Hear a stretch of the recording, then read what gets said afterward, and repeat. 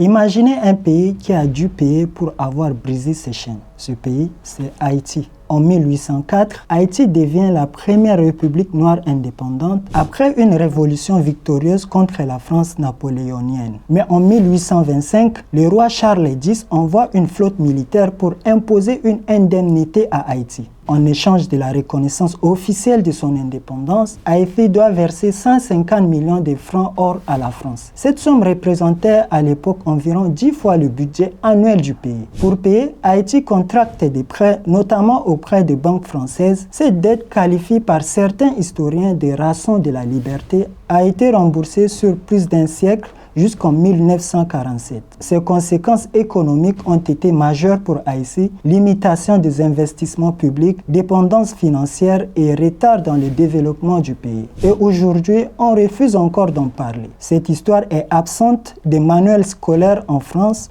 sauf dans certains territoires d'outre-mer. Mais ce silence n'est pas neutre. Il empêche de comprendre les racines du racisme anti-noir, des inégalités et des blessures encore ouvertes. Même si on ne pourra jamais tout réparer, on peut commencer par dire la vérité, enseigner cette histoire et cesser de traiter les Haïtiens de cons comme l'a fait récemment Emmanuel Macron. Le Premier ministre était super, je l'ai défendu, ils l'ont viré.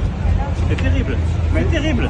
Et moi, je ne peux pas remplacer. La Fondation pour la mémoire de l'esclavage, entre autres, encourage un dialogue entre la France, Haïti et la diaspora sur les enjeux liés à cette dette. Pour certains, reconnaître cette histoire permettrait aussi de mieux comprendre les inégalités actuelles, les héritages coloniaux et les tensions dans les relations internationales.